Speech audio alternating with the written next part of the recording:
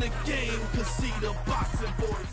Welcome back, gang, for the first time and hopefully many more to come.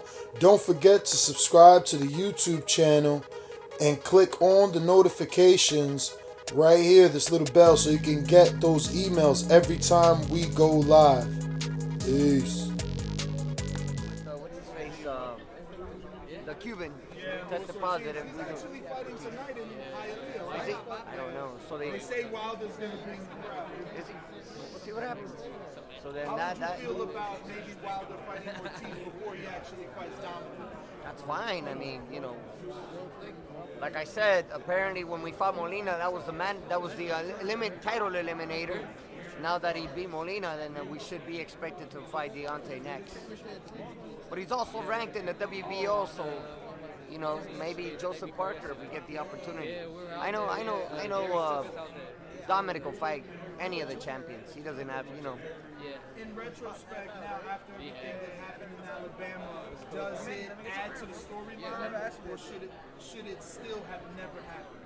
I think it's going to add to the storyline. It's unfortunate what happened to us in Alabama. I was there myself.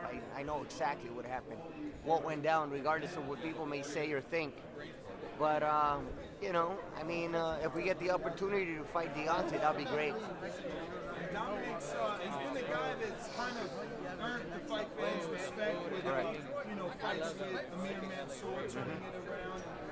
Even in this last fight with Izuna, obviously not his last, but in that fight with Izuna, he showed his true mettle.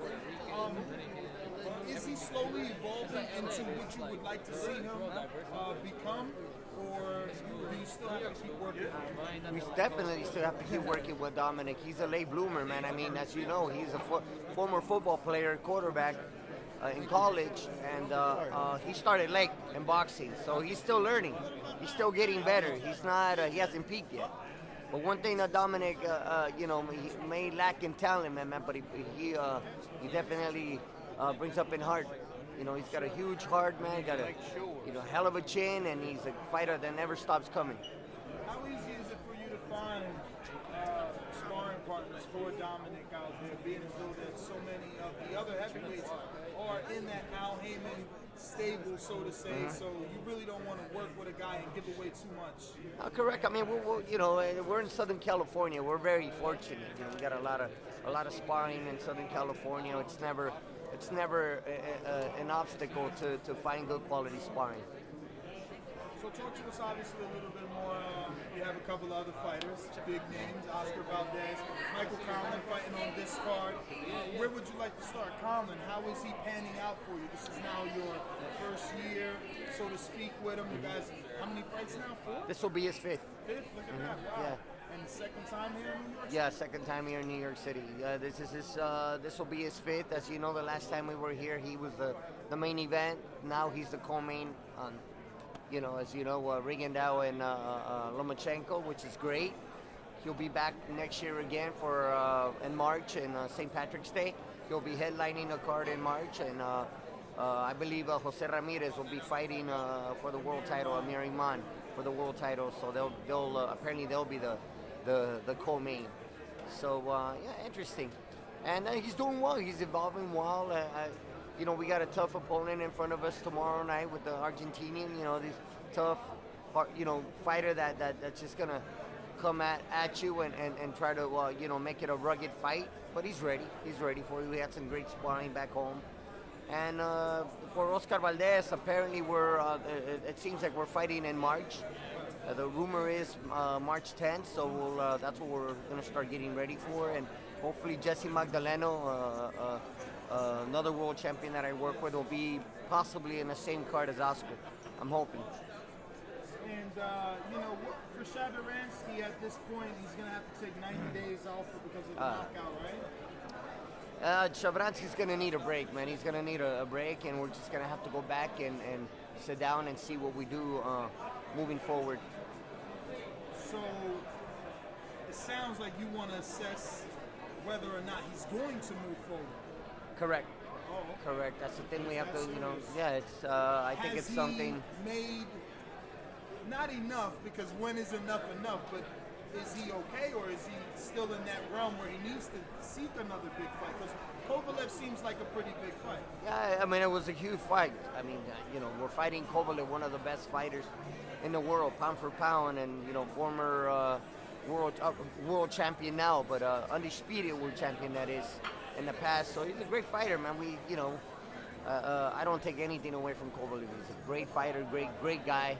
And for Chavaransky now, it's time to go back and see where we go from this fight. I mean, we just fought for the world title, so where do we go from here?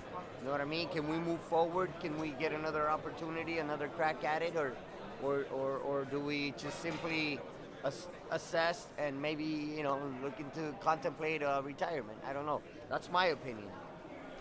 All right, Manny, listen, before I let you go, obviously January 20th, big fight with Lamont Peterson and Earl Spence. I would ask you about some of these fights, but by the time I get from New Jersey to New York and upload, correct, we already know the result. Right on. So we're looking at the new year, 2018, hoping that it brings us everything that 2017 has brought us.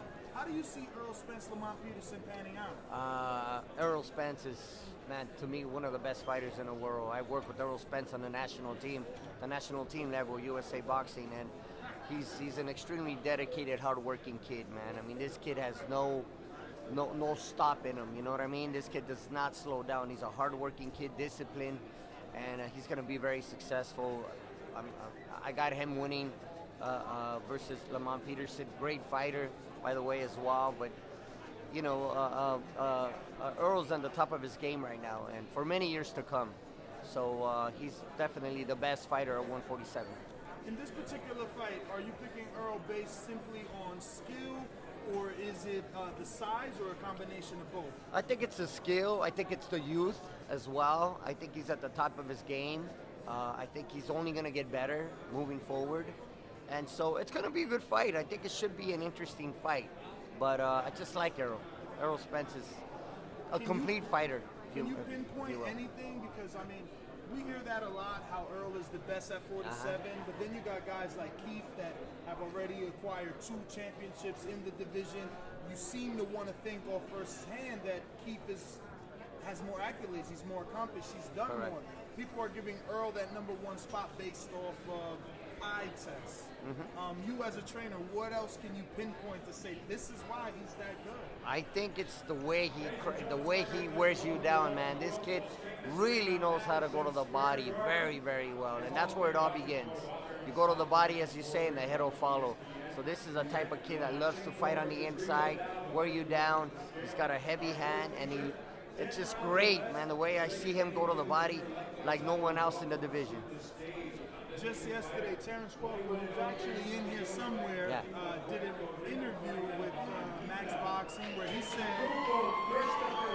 that Earl Spence is not indestructible and he can be beaten. Is Crawford that guy? Bob Arum seems to think a couple of months ago in the media, he said that Earl and Terrence is the super fight of, to come, and it's definitely a pay-per-view. Do you feel that way? Is Terrence possibly that guy, or are we overlooking some of the other welterweights? I think we have to see how Terrence Crawford's able to perform at 147. I don't think we can get too far down the line. I mean, I think that now, I mean, it's another weight class. It's another weight division. This is not 135. This is not 140. This is 147. That's 7 more pounds coming from 140 to 47. So we'll have to wait and see how he performs first before we can assess and before we can really say, okay, does he really stand a chance against Earl Spence? I'm sure it'll be a great fight, but I gotta see how he's able to perform at 147 before I can give you my opinion as far as who would win between both Earl and Terrence Crawford. Manny, thank you so much for the time. Obviously, good luck with your matchups coming up tomorrow. You got it. Can't wait to get you on again. You got it. Thank you so much. Thank you. The game, cause see the boxing voice.